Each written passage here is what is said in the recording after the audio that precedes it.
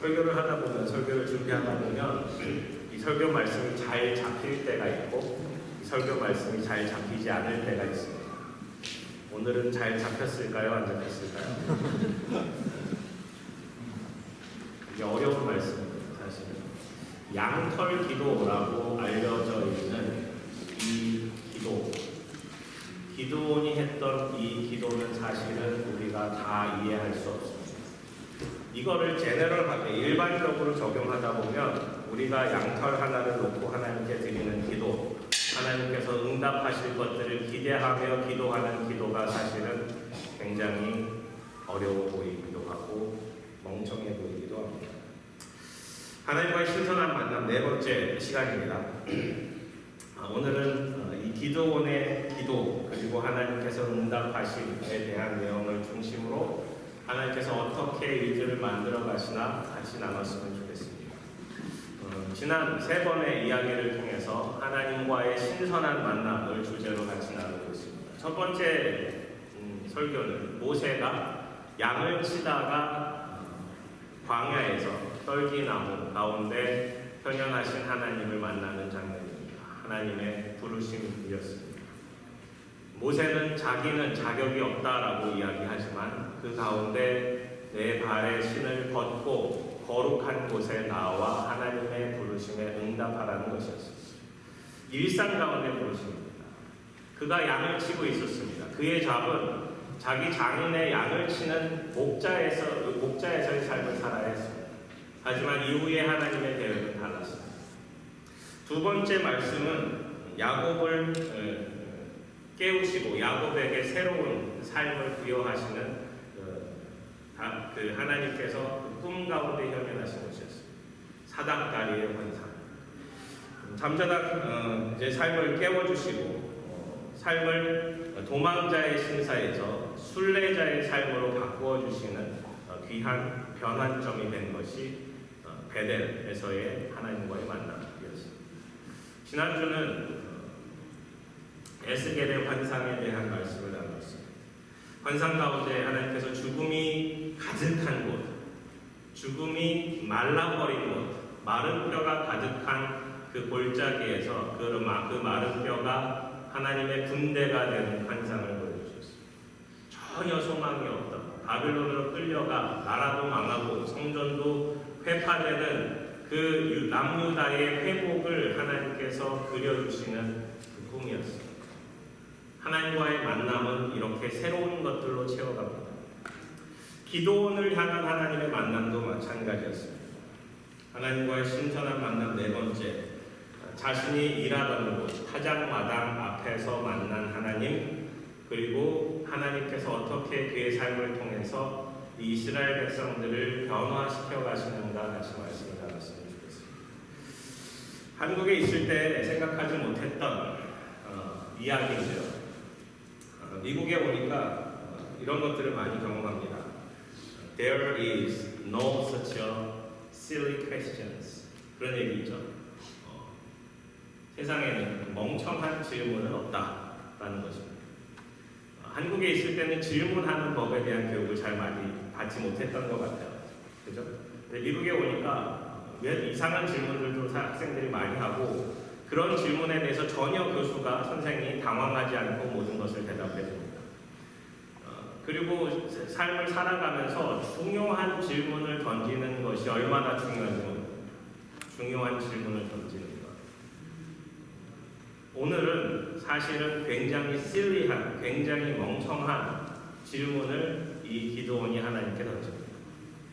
하나님께서 나와 함께 하시거든 이 양털에 이슬만 있게 하여 주시고 주변 마르게 하여 주시옵소서. 두 번째 날, 그 다음 날 하나님 한 번만 더요. 화내지 마세요. 여기만 마르고 주변에만 이슬 있게 하여 주시옵소서. 그는 확인 작업이 필요했습니다. 그를 부르시는 과정이 어떠했는가 잠시 살펴보면 므낫세 지파의 요아스라는 사람의 마지막 아들입니다. 이 기도원이라는 사람은 그 뜻이 배다라는 뜻이에요. 벌채 혹은 나무를 베다라는 뜻을 담고 있습니다. 이게 잘라버리는 사람. 농부였어요. 당시 이스라엘은 하나님 앞에 악을 행하였고 미디안이라는 사람들의 손에 넘겨져서 7년간 고통을 당하는데, 어떻게 고통을 당하느냐? 이스라엘 백성이 이제 농사를 지려고 하면 이제 그 사람들이 오는 거예요. 낙타를 타고 와요. 그리고 그 농사진 걸 완전히 다 망쳐버려요. 그리고 돌아가요. 추수할 때가 오면 그 추수한 것을 싸그리 다 빼앗고 도망가요. 양, 소, 낙이 남겨두지 않습니다. 싸그리 다 가져가요. 궁핍함이 점점 심해집니다. 매년 심해집니다. 조금이라도 남겨두었던 것을 다 빼앗깁니다. 이스라엘 백성들도 꾀가 나서 굴도 파보고 땅도 파고 점점 숨는 움막 속으로 숨어 들어가서 살기 시작합니다. 그 궁핍함이 너무너무 심해져서 이스라엘 백성들이 하나님 앞에 악을 행해서 일어난 일이었는데 하나님 앞에 돌아옵니다. 하나님 잘못했습니다. 저희를 용서해 주시고 저희를 구워 살펴보아 주시옵소서. 이 미디안 사람들로부터 무척이나 고통을 당하고 있습니다. 그 가운데 하나님의 사자가 이 기드온을 찾아옵니다. 기드온은 뭐하고 있었느냐? 기드온은 꽤 잘 살았던 집 같아요. 타작마당도 있고 포도주 틀도 있고 뒤에 보면은 수많은 그 직원들 혹은 종들도 있었어요. 꽤 잘 사는 집의 아들이었는데 그 집에 바알 신상도 있었어요. 아세라 신상도 있었어요. 근데 하나님의 사자가 기드온을 찾아옵니다. 그리고 기드온에게 이렇게 외칩니다. 큰 용사여, 하나님께서 너와 함께 계시도다. 큰 용사여, 하나님께서 너와 함께 계시도다. 그런데 이 기드온이 뭐하고 있었느냐? 포도주 만드는 그 틀 속에 숨어서 밀을 타작하고 있었어요. 타작 마당이라고 하는 거대한 마당을 놔두고 기드온 사람들이 와서 조금이라도 그게 몸에 뺏기니까 그걸 숨기려고 이제 포도주 짜는 틀 그 속에 들어가 앉아서 거기서 이제 밀을 타작하고 있는 거예요. 겁장이죠. 두려운 마음을 가졌죠. 그리고 소심하죠. 어디를 봐서 큰 용사라고 불리어질 일들이 있겠습니까? 하지만 하나님께서는 이 사람을 큰 용사라고 부릅니다. 하나님의 시각에 기드온의 삶이 어떻게 바뀌는지를 바라보면 이 사람이 어떻게 큰 용사가 되어가는지 볼 수 있습니다. 하지만 기드온은 여전히 불신이 가득합니다. 하나님 앞에 이렇게 이야기합니다. 그들이 겪고 있는 고통, 어찌하여 우리에게 아무것도 남기지 않고 싹쓸이 해가는 미디안 사람들, 하나님의 동행의 흔적은 조금도 보이지 않습니다. 하나님 출애굽 때 버리셨던 수많은 이적에 대한 이야기는 듣지만 무엇을 기억하고 무엇을 기대해야 합니까? 하나님 왜 모든 이적을 멈추셨습니까? 하나님 저희가 처한 상황은 미디안의 손에서 망하는 일밖에 없습니다. 하나님 어떤 곳에서도 희망이 전혀 보이지 않습니다. 여기에 하나님께서 구원 계획을 나누시고 하나님께서 기드온을 하나님의 큰 용사로 세워가는 것들을 보여줍니다. 그러면서 내가 반드시 너와 함께 하리니 내가 반드시 너와 함께 하리니 네가 미디안 사람 치기를 한 사람 치듯 하리라. 그렇게 손쉽게 미디안 사람들을 온전히 진멸할 것들을 하나님께서 약속해 주십니다. 그런데 이 기드온이 가졌던 믿음이 정말 작았어요. 정말 폭발만했어요. 하나님 저에게 표징을 좀 보여주세요. 그러면 증거를 좀 보여주세요. 그래서 제가 예물을 좀 가지고 오겠습니다. 국을 가져오고 그 다음에 그 빵을 가져오고 그리고 하나님 앞에 나아가서 이제 염소 새끼를 가지고 드립니다. 그때 바위에 부으라고 해서 부으니까 불이 나와서 그것을 온전히 살라버립니다. 하나님의 현현한 하나님의 사자로부터 하나님의 기적을 바라보는 거죠. 기드온은 여호와의 사자를 대면하여 보았다는 사실로 말미암아 자신이 죽을지도 모른다라는 두려움에 휩싸이게 됩니다. 그렇게 마음이 굉장히 콩알만해지고 마음이 굉장히 소심했던 사람입니다. 이렇게 이쪽으로 갔다가 저쪽으로 갔다가 여기저기 흔들리는 믿음이 흔들리는 사람이 기드온이었습니다. 하나님께서 안심시켜주시고 새로운 사명을 더해주십니다. 기드온은 그것에 대한 반응으로 여호와 샬롬, 우리가 잘 아는 하나님의 평안이라는 제단을 쌓습니다. 그리고 하나님의 사명이 주어집니다.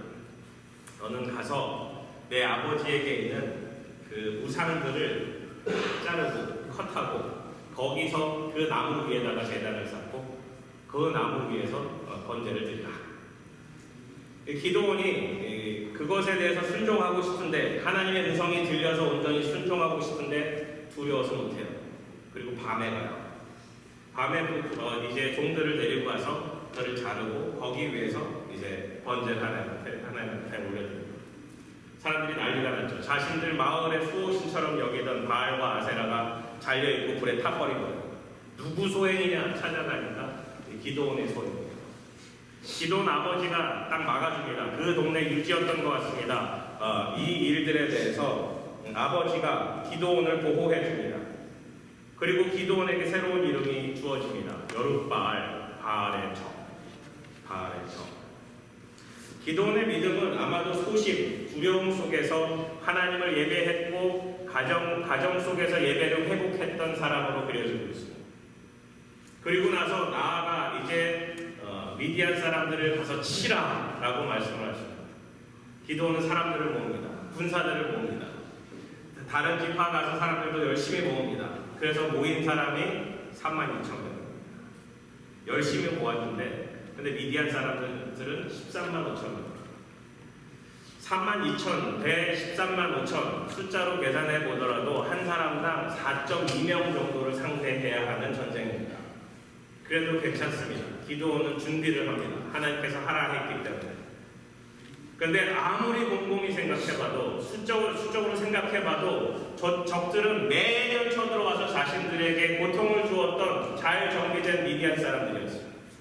그리고 그 동방 사람들의 연합군을 이뤄가지고 수많은 사람들, 정말 메뚜기 떼같이 정말 많은 사람들이 쳐들어왔어요. 기드온 마음 가운데 두려움이 점점 더 커지기 시작합니다.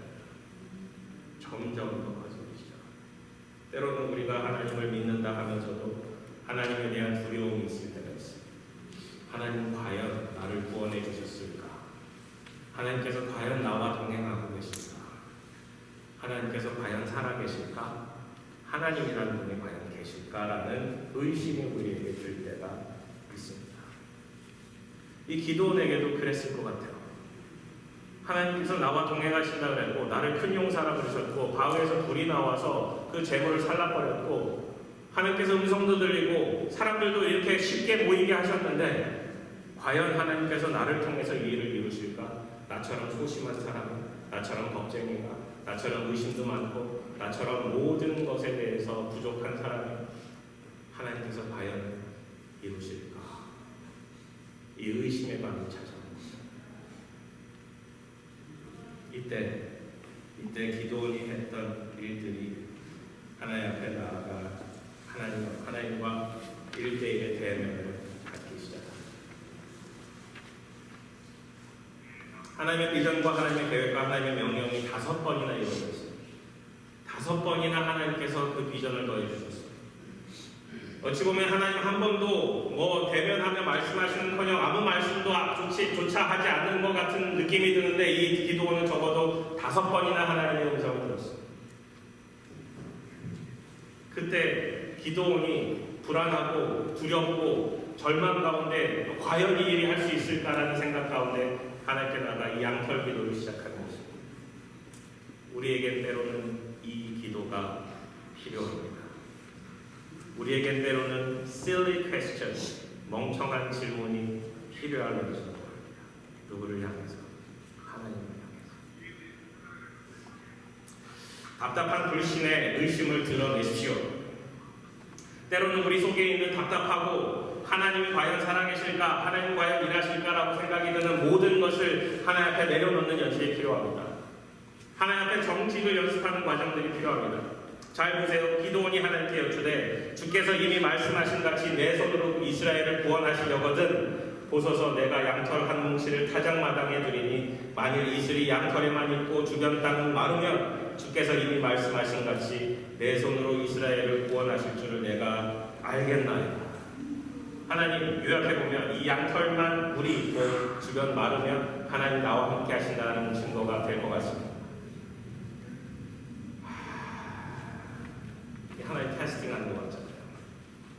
하나님께서 이미 말씀하셨는데 하나님 테스팅합니다. 근데 38절에 그대로 되더라. 기도원이 얘기한 대로 요청한 대로 그대로 돼요.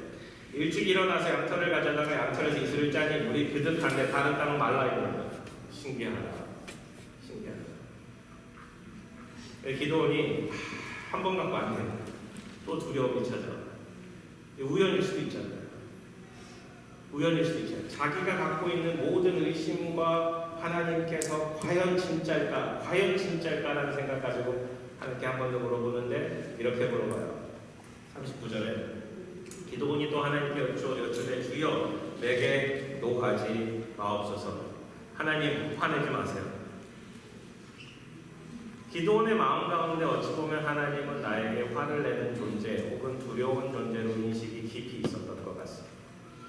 내가 이걸 물어본다면 하나님께서 노하실지도 몰라. 이 일이 잘못됐다는 사실 또한 우리는 알고 있어. 하지만 하나님 한 번만 더. 내가 이곳만 양털로 시험하게 하소서. 원하건대 양털만 마르고 그 주변 땅에는 다 이슬이 있게 하옵소서 하였더니 그 마음에 하나님이 그대로 행하시고 곧 양털만 마르고 그 주변 땅에는 다 이슬이 있었더라. 아무리 생각해봐도 이 크리스찬 신앙을 아무리 비벼봐도 이 기도원의 이 기도만큼 이상한 기도는 사실 없습니다. 생각해보세요. 이 양털 마르고 양털에 물이 있는 게 도대체 무슨 상관이 있겠습니까? 전쟁이랑 아무런 상관이 없어요. 도대체 이 일이 있는다 하더라도 이 일이 벌어진다 하더라도 기도원 외에는 그 어느 누구도 알 길이 없어요. 이 기도가 응답이 된다고 해서 누구에게 베네핏이 있거나 심지어 기도원에게 어떤 베네핏도 있지 않아요. 근데 하나님께서 이루어주세요. 하나님을 테스팅하는 것 같아요. 하나님을 시험하는 것 같아요. 근데 하나님께서 이루어주세요. 야고보서 1장에 보면은 이런 말씀이 있어요. 사람이 시험을 받을 때에 내가 하나님께 시험을 받는다 하지 말지니 하나님은 악에게 시험을 받지도 아니하시고 친히 아무도 시험하지 아니하시니라. 오직 각 사람이 시험을 받는 것은 자기 욕심에 끌려 미혹됨이니. 시험이라는 단어가 세 가지 뜻이 있어요. testing, temptation, trial. 근데 여기서 야고보에서 말하고 있는 것은 temptation에 가까워요. 하나님은 시험을 받지도 않으시고 시험하지도 않으시고 특별히 악에게 시험을 받지 않으신다라고 말씀하고 있죠. 그러면 야고보서의 말씀과 사실 관계는 없어요. 그런데 반대로 하나님을 테스팅하고 있잖아요. 하나님 당신이 주신 이것이 진짜라는 제가 하나님을 좀 테스팅하고 있어요. 마치 도마가 예수님께서 부활하셨다는 소식을 듣고 제자들도 다 봤다 그러는데 나는 그 옆구리에 손을 넣기 전에는 손에 못자국을 만지기 전에는 못 믿겠다는 거죠. 그 의심을 그대로 드러내는 시간입니다. 어찌 보면 기도원이 하고 있는 이 실리 퀘스천이 우리 신앙생활에 반드시 한 번쯤은 있어야 될 질문일지도 몰라요.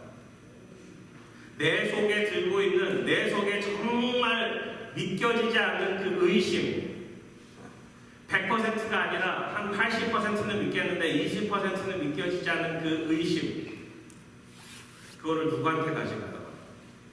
하나님께 가져가요. 그 하나님께 물어보고 당신은 진짜 하나님이 정말 살아계시고 하나님이 정말 저와 함께 하시는 줄 이렇게 한번 해주세요.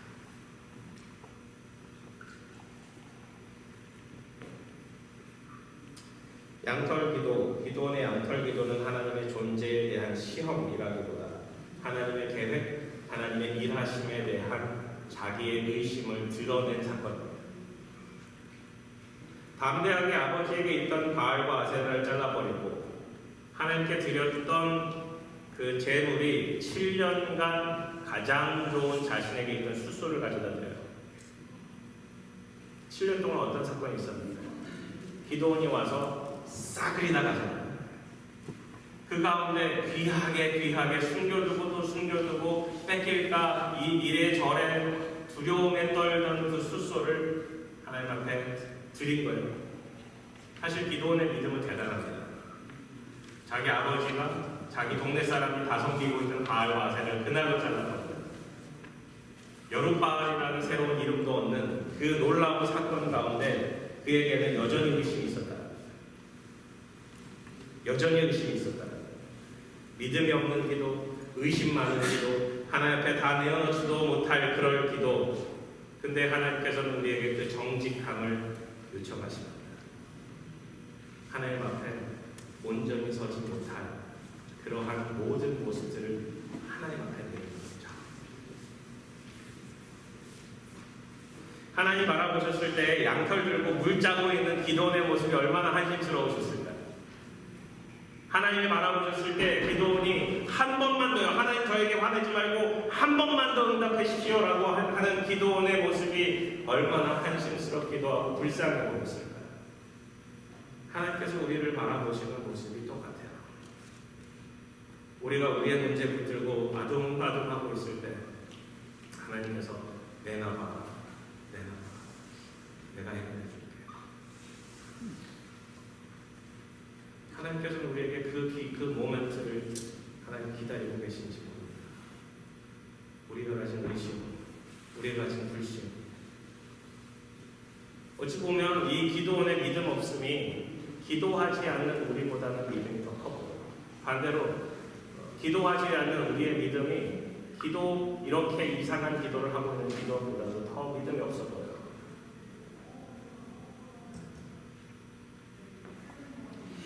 하나님 앞에 믿음, 기대, 결단을 가지고 나아가요. 하나님 이것을 저에게 보여주십시오.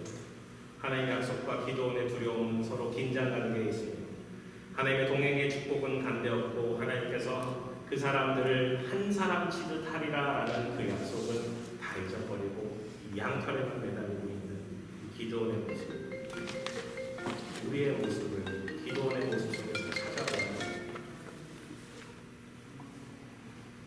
하나님은 기도 없는 사람들, 미디안 한 민족보다 기도하는 한 사람, 하나님께 간구하고 있는 이 기도원이 강하다고 했습니다. 기도원을 강한 용사라고 부르신 것이 어찌 보면 이 양털을 가지고 하나님과 신음하고 있는 기도원의 모습에서 하나님은 이미 발견하신 것일지도 모릅니다. 하나님은 신실하게 하나님께 매어 하나님께 기도하면 하나님은 신실하게 우리의 기도를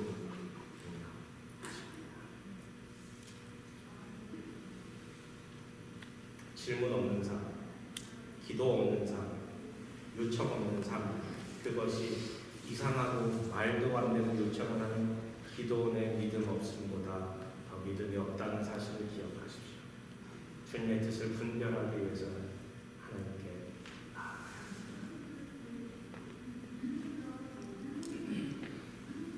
두 번째, 하나님의 하나님 되심을 드러내십시오. 기도원은 자신이 갖고 있던 모든 두려움, 의심을 주님 앞에 내려놓습니다. 그리고 나서 7장부터 이루어지는 미디안과의 전쟁 가운데 단 한 번도 자신의 의심을 드러내지 않습니다. 단 한 번도 자신의 의심을 드러내지 않습니다. 이 양털 기도로 말미암아 자신의 모든 불신과 의심을 다 씻어버린 거예요. 그 이슬들과 함께 자신들의 의심을 다 씻어버려요. 그리고 나서 하나님께서 기도원을 통해서 일하기 시작하시는데 보십시오. 하나님께서 어떻게 일하시는지, 어떻게 기도원 그를 통해서 자르시고 계시는지. 여룻바알이라 하는 기도원과 그를 따르는 모든 백성이 일찍이 일어나 하롯셈 곁에 진을 쳤고 미디안의 진영은 그들의 북쪽이요 모래산 앞 골짜기에 있었다. 여호와께서 기도원에게 이르시되 너를 따르는 백성이 너무 많은즉 내가 그들의 손에 미디안 사람을 넘겨주지 아니하리니 이는 이스라엘이 나를 거슬러 스스로 자랑하기를 내 손이 나를 구원하였다 할까 함이니라. 하나님께서 두려워하셨던 게 뭐야? 너희들이 너희 손으로 너희를 구원할까? 너희 손으로 우리 손으로 하는 것이다 라고 이야기하니까 하나님께서는 두려워하셨어요. 어떻게 보면 하나님께서는 그것을 싫어하셨어요. 그래서 너는 너의 백성의 귀에 외쳐 이르기를 누구든지 두려워 떠는 모든 자들을 길라앗산을 떠나 돌아가라 하라 하시니 이에 돌아간 백성이 22,000명이요 남은 자가 10,000명이었더라. 생각해 보세요. 기드온이 사람들을 보내서 사람들을 모으기 시작해요. 미디안 사람들 쳐들어왔는데 우리가 7년 동안 당하는 거 또 당할 소냐? 하나님께서 우리와 함께 하신다 하셨으니 출애굽의 역사 가운데 일어났던 그 기적이 우리 가운데 일어나고 있으니 우리 가자 해서 모은 사람이 32,000명이에요. 그 대단한 거예요. 32,000명을 그렇게 단시간에 모았다는 거 사실 자체도 굉장히 대단한데 하나님께서 뭐라고 하세요? 거기 중에 두려워 떠는 사람 보내. 이게 뭐냐면 사실은 신명기 20장 말씀에 보면은 8절에 두려워서 마음에 겁내는 자가 있느냐 그는 집으로 돌아가라라는 말씀이 있어요. 하나님께서 전쟁에 임하는 사람들을 자르시는데 전쟁에 임하는 사람들을 하나님께서 골라주시는데 어떻게 골라주시느냐? 거기 가운데 새 집을 건축하고도 낙성식 새 집을 건축한 세레모니를 하지 못한 사람들 집에 가서 그거 하고 와. 포도원에서 열심히 일해가지고 포도원을 잘 일궈놨는데 전쟁에 가야 되는데 포도 생각하고 있는 거예요. 그러면 포도 아직 먹어보지 못한 사람 집에 가. 그리고 여자와 약혼하고 결혼 못했던 사람들 가서 결혼해. 그래서 하나님께서 보낼 사람들을 다 보내고 전쟁에 임할 수 있는, 전쟁에 포커스할 수 있는 사람들을 모아서 전쟁에 임하시는 거예요. 그래서 여기 보면 신명기 말씀을 그대로 따라서 일하고 있는 거예요. 하나님께서 그 가운데 두려운 마음에 드는 사람, 조금이라도 하나님의 이 전쟁에 참여할 수 없는 사람 보내. 가. 생각해보세요. 42,000명이 있는데 22,000명이 가는 거예요. 10,000명만. 자기 같이 모였던 옆 동네 친구도 간 거예요. 자기랑 같이 있기로 했는데 가버리고 10,000명만 3분의 1만 전쟁에 가야 되는데 사기를 충천해서 나아가야 되는데 집에 가라 하면 얼마나 기운이 빠져요. 이 하롯셈이라는 곳에서 그 일이 일어났는데 이 하롯이라는 단어가 두려움이라는 곳이에요. 두려움 떠는 사람 하나님께서 보내는 거예요. 그 이유는 하나님 되심을 드러내기 위함이었습니다. 32,000명이 10,000명이 되어버렸어요. 상대는 여전히 135,000명. 1인당 상대의 숫자는 4.2명에서 13.5명으로 늘어납니다. 기드온도 가면서 자기 마음속에 있는 두려움이 있지 않았겠어요? 이 뒤에 읽어보면 여전히 전쟁을 하기 전에 300명 데리고 전쟁하기 전에도 그 마음속에 두려움이 있다라고 성경은 표현해주고 있습니다. 두려움은 가지지 않아요. 자기도 가고 싶었겠죠. 그런데 하나님께서 나의 기도를 응답하셨으면 내가 하나님의 계명에 하나님의 말씀에 응답해야 되지 않을까라는 생각을 갖고 있는 거예요. 하나님께서 나의 양털 시험으로 응답하셨으면 하나님께서 어떠한 시험을 하시더라도 내가 하나님께 응답해야 된다는 기본 생각을 기도는 가졌던 거예요. 하나님됨을 인정하기 시작한 거죠. 하나님의 하나님이시죠. 우리는 각자 하나님을 믿고 살아갑니다. 교회에 와서 하나님을 예배합니다. 하나님의 존재를 믿지 않으시는 분들도 계시겠지만 적어도 하나님이라는 분을 우리가 알고 있게 우리가 예배합니다. 하지만 우리는 하나님의 자리에 우리가 설 때가 훨씬 더 많습니다. 하나님의 자리에 하나님께 내어드림이 있는 자리가 우리는 많지 않습니다. 우리는 그 자리를 예배라고 이야기하려고 하고 기도라고 이야기하려고 합니다. 우리 삶을 돌아보면서 우리의 삶의 예배, 삶의 기도가 얼마나 하나님과 친밀함을 유지하고 있는지 돌아보면 쉽게 알 수 있습니다. 하나님의 하나님됨은 하나님께서 주시는 말씀을 듣고 반응하는 것입니다.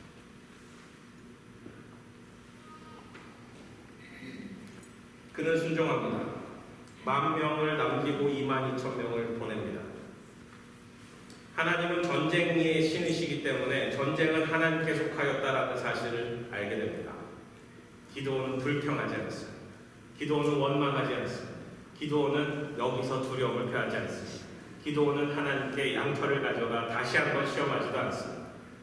하나님을 향한 온전한 신뢰가 있습니다. 기도를 통해서 우리가 볼 수 있는 것 중에 하나가 믿음에는 단계가 있다는 사실. 믿음에는 단계가 있습니다. 우리가 의심하는 믿음이 있는가 하면 의심 없이 의심을 다 털어버리고 온전히 하나님을 붙드는 믿음이 있다는 것입니다. 그렇게 우리는 자라나야 합니다. 성숙해져야 합니다. 주님과 더 깊은 만남, 더 깊은 친밀한 삶을 추구해야 합니다. 그것은 기도와 말씀, 하나님을 향한 부르짖음과 하나님의 명령에 대한 순종에 있습니다. 하나님은 하나님의 일하심에 언제나 초청하기를 원하십니다. 그렇게 우리는 우리의 생각, 마음, 상상 그것을 뛰어넘는 하나님을 만나 하나님의 도전에 응답하는 삶을 살아요. 그것이 기도원이 가졌던 스텝업, 하나님의 믿음의 온전한 반응입니다. 신앙훈련 혹은 믿음의 자라남이라는 것은 내면화된 하나님의 뜻을 계속 물어보는 과정입니다. 우리 속에 하나님의 뜻이 주어져 있습니다. 하나님이 원하시는 바가 무엇인지 우리는 이미 알고 있을 때가 많습니다. 하지만 우리가 그렇게 하고 싶지 않을 때가 너무너무 많아요. 하나님께 아침마다 드리는 기도, 하나님께 드리는 시간, 그것들이 우리 가운데 필요하다는 사실은 알고 있지만 잘 행하지 않습니다. 여러분께 챌린지 드리기 원합니다. 우리 교회에 큐티가 좀 활성화되기를 소원합니다. 큐티. 콰이어타임. 큐티 잡지를 구독하는 것도 방법이지만 그냥 하나님 말씀 읽고 기도하는 시간 갖는 거예요. 하나님 말씀 읽고 기도하는 시간 갖는 거예요. 하나님 말씀이 과연 그러한가 찾아보는 거예요. 베레아 사람처럼 고귀한 노블한 사람이 되어가며 하나님께서 우리에게 주신 바가 무엇인지를 찾아가는 거예요. 이게 우리의 신앙의 스텝업 하는 거 아니에요. 말씀 읽다가 의심이 드는 거, 이게 뭐지라고 하는 생각이 들면 찾아가는 거예요. 물어보는 거예요. 나눠보는 거예요. 이게 도대체 하나님께서 왜 이렇게 하셨습니까? 조금 있다가 왜 양털 기도가 필요했는지 잠깐 풀어드리도록 하겠습니다.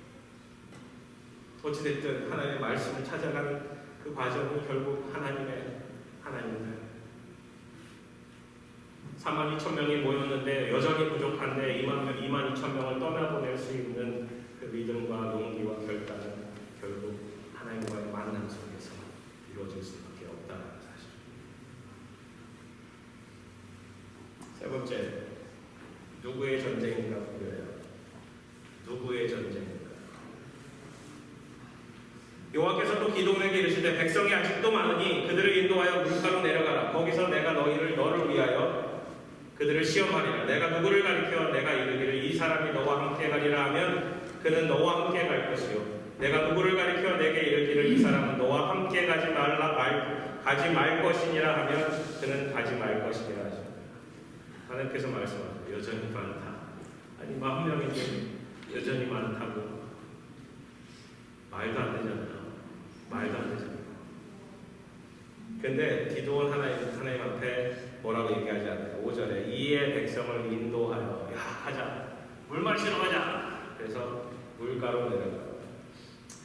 여호와께서 기도원에게 이르십니다. 누구든지 개를 핥는 것 같이 혀로 물을 핥는 자들을 너는 따로 세우고 누구든지 무릎을 꿇고 마시는 자들도 그와 같이 하라 하시더니 손으로 움켜 입을 대고 핥는 자의 수는 300이요 그 외의 백성은 다 무릎을 꿇고 물을 마십니다. 여기서 해석이 두 가지로 나뉘는데 이게 과연 중요할까? 물을 이렇게 떠서 개가 핥는 것처럼 핥고 마시는 모습과 그 다음에 무릎을 꿇혀서 물을 그냥 벌컥벌컥 마시는 모습. 예전에 제가 이 말씀을 설교할 때도 그것을 나누어서 어떤 의미 부여를 했던 것 같은데 생각해보면 본문을 바라보다 보면은 그걸 구분하신 것이지 거기에 대한 의미 부여를 하신 것은 아닙니다. 만약에 반대로 이거 핥는 자가 9,700명이고 그리고 그 무릎을 굽혀서 막는 사람 300명이면 아마 300명을 책하셨을 것 같아요. 근데 여호와께서 기도원에게 이르시되 내가 이 물을 핥아 먹는 300명으로 너희를 구원하며 미디안을 내 손에 넘겨주리니 남은 백성은 각각 자기의 처소로 돌아갈 것이니라. 이에 백성이 양식과 나팔을 손에 든지라. 기드온이 이스라엘 모든 백성을 각각 그의 장막으로 돌려보내고 그 300명은 머물게 하니라. 미디안 지경은 그 아래 골짜기 가운데에 있었더라. 9,700명 무릎 꿇고 먹은 자들 잠깐 나눠보자. 300명 남고 9,700명. 9,700명 집에 가. 여러분 어디에 속하기 원하세요? 군에 있었을 때 그런 생각이 많이 들었던 것 같아요. 군대 제대하고 나서도 군대 입대하는 꿈도 사실은 꿨었고요. 그렇잖아요. 그 남성분들 다 군대 갔다 오신 분 동의하잖아요. 이렇게 군대 소집했다가 집에 가 그러면 예비군 갔다가 아침에 오늘 예비군 훈련 취소됐대 집에 가 그러면 얼마나 좋아요. 9,700명은 집에 돌아가면서 뭔 일인지 아마 헷갈렸을 것 같아요. 300명만 남기고 왜 보내지? 그럼 이번 올해는 전쟁이 끝인가? 라는 생각도 했을 거예요. 300명 남기고 나서 하나님께서 10,000명이 많다 하시고 300명 남기셨으면 그 다음에 어떻게 하실까에 대한 그런 두려움도 들었을 것 같아요. 왜 그랬었을까? 왜 300명만 남기셨을까? 적은 여전히 13만 5천 명입니다. 이제는 한 명당 상대해야 될 숫자가 몇 명이에요? 450명. 저는 어제 계산기 두들겨서 했습니다. 450명을 상대해요. 처음에 4.2명 상대해야 되다가 이제는 450명. 우리가 흔히 얘기하듯이 1대 10 혹은 1대 15, 20 정도는 우리가 무협지에서도 이거 1대 450 잘 못 본 것 같아요. 말도 안 되는 싸움을 하기 시작한 거죠. 그럼에도 기도는 하나님께 묻지 않습니다. 왜 300명인가요? 이런 얘기 묻지 않습니다. 그냥 하나님께서 하라면 하고 나아갑니다. 왜? 이 전쟁이 자기 전쟁이 아니다라는 사실을 알았기 때문에. 이 전쟁의 주권이 이 전쟁마저도 내가 하는 게 아니라 하나님께서 하신다라는 것을 알았기 때문에. 사무엘상은 이런 말씀이 있어요. 또 여호와의 구원하심이 칼과 창이 있지 아니함을 이 우리에게 알게 하리라. 전쟁은 누구에게 속했어요?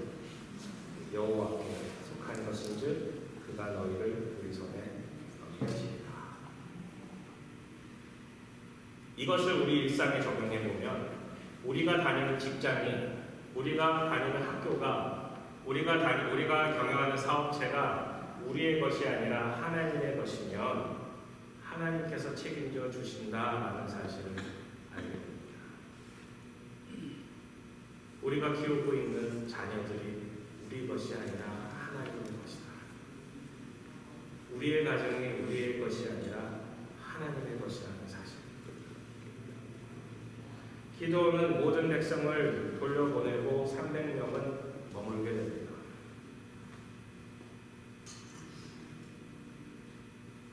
그 300명은 무슨 생각을 하게 됐습니까? 아마 기도는 300명을 모아놓고 이런 얘기를 하지 않았습니다. 이 전쟁은 우리가 하는 게 아니다. 이 전쟁은 하나님의 것이다. 이 전쟁은 모세의 출애굽 때 있었던 그 역사처럼 하나님께서 나를 그렇게 부르셨고 하나님께서는 그렇게 우리를 승리로 이끄실 것이다. 가자. 어찌 보면 32,000명에게 할 수 없었던 이야기는 300명에게 할 수 있었을 것 같습니다. 그들의 사기는 점점 충천이 되고 그들은 새로운 방법으로 하나님의 방법으로 전쟁을 온전히 승리로 이끌게 됩니다. 하나님께서 10,000명 남았을 때 너무 많다 했을 때 기도원은 정말 황당했을 것 같아요. 물 마시는 거 바라보고 손으로 먹던 300명 두고 다 보내라 했을 때 하나님께서 자신을 코너로 모는 듯한 느낌도 들었을 것 같아요. 하지만 그는 양털을 기억하지 않았을까요? 다시 타작마당으로 다시 포도줄로는 돌아가지 않겠다라는 결단을 그는 갖지 않았을까요? 하나님께서 나의 모든 모든 의심을 클리어해 주신 하나님의 일하심이 있었기에 나는 하나님의 이 요구에 나는 응답하리라라는 그의 마음이 있었다라는 사실을 기억해야 합니다. 하나님 어떤 분이세요? 하나님 어떤 분이세요? 하나님 약속을 기업으로 받는 자들에게 그 뜻이 변하지 아니함을 충분히 나타내시려고 그 일을 맹세로 보증하셨나니 이는 하나님이 거짓말을 하실 수 없는 이 두 가지 변하지 못할 사실로 말미암아 앞에 있는 소망을 얻으려고 피난처를 찾은 우리에게 큰 안위를 갖게 하여 하십니다. 히브리서는 우리에게 믿음이 무엇인지 알려주는 책입니다. 특별히 우리가 믿음에 대한 불안감을 가졌을 때 믿음의 선배들이 어떠한 삶을 걸어갔는지 똑똑히 보여주고자 했던 책입니다. 하나님께서는 변하지 않는다라는 사실과 하나님의 약속은 반드시 지어 성취하신다라는 그 두 가지가 우리를 강한 믿음으로 안위로 두려운 마음을 온전한 하나님을 향한 신뢰로 바꾸신다라는 사실을 우리에게 알려줍니다. 하나님께서는 이렇게 300명만 남기신 이유가 있었습니다. 고린도후서 12장에 보면은 사도 바울이 이렇게 이야기합니다. 내 은혜가 내게 족하다. 내게 주신 하나님의 은혜가 내게 처한 상황이 족하다. 내가 약한 데서 온전해지기 때문이다. 내게 약한 데서 온전해진다. 이 말은 내게 있는 약점, 내게 있는 두려움, 내가 온전히 할 수 없는 것들 속에서 하나님께서 온전히 일하시기 때문에 하나님께서 붙으시기에 나는 자족할 수 있다 하는 고백을 하게 됩니다. 기도는 믿고 순종합니다. 기도는 하나님을 향해 반응합니다. 우리가 하나님으로부터 기도 응답을 받지 못한 이유는 우리가 구하지 않은 때문이요, 잘못 구했기 때문이요, 우리 마음에 정결한 마음, 정직한 마음이 없었기 때문입니다. 다시 돌아가서 우리가 기도원으로부터 배워야 하는 그 기도는 다음과 같습니다. 야고보서의 말씀처럼 너희 중에 누구든지 지혜가 부족하거든 모든 사람에게 구해주시고 꾸짖지 아니하신 하나님께 구하라 그리하면 주시리라. 우리가 기도의 지혜가 부족하면 하나님께 구하면 돼요. 오직 믿음으로 구하고 조금도 의심하지 말라. 의심하는 자는 마치 바람에 밀려 요동하는 바다 물결 같으니 이런 사람은 무엇이든지 주께 얻기를 생각하지 말라. 두 마음을 품어 모든 일에 정함이 없는 자로다. 두 마음을 품지 마라. 하나님을 향해 나아가면서도 세상적 가치, 세상적 욕심이 그 안에 들어있는 기분은 하나님께서 인정받지 않으십니다.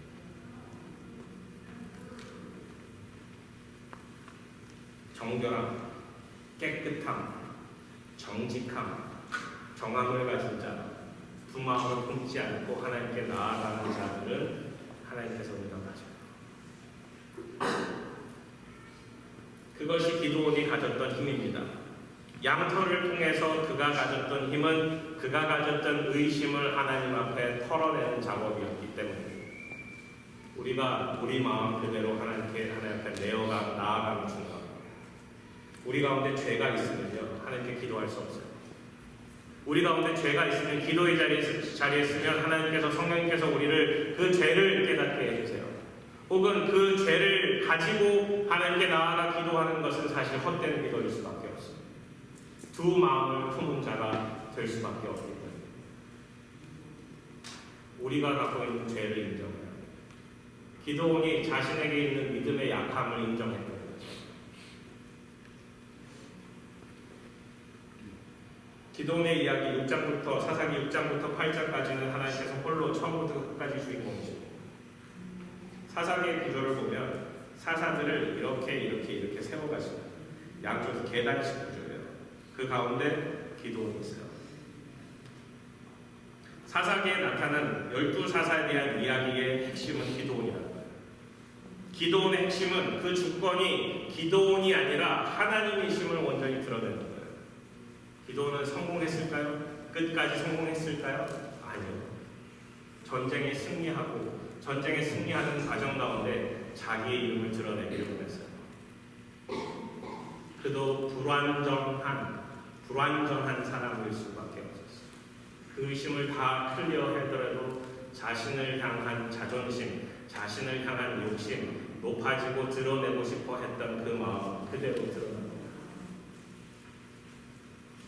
그럼에도 불구하고 하나님께서 기도원을 통해서 우리에게 알려주시는 것은 다음과 같습니다. 기도원이 현실 작용 능력이 탁월했습니다. 하나님께서 강한 용사라고 부르신 이유가 있었습니다. 기도원은 정직했습니다.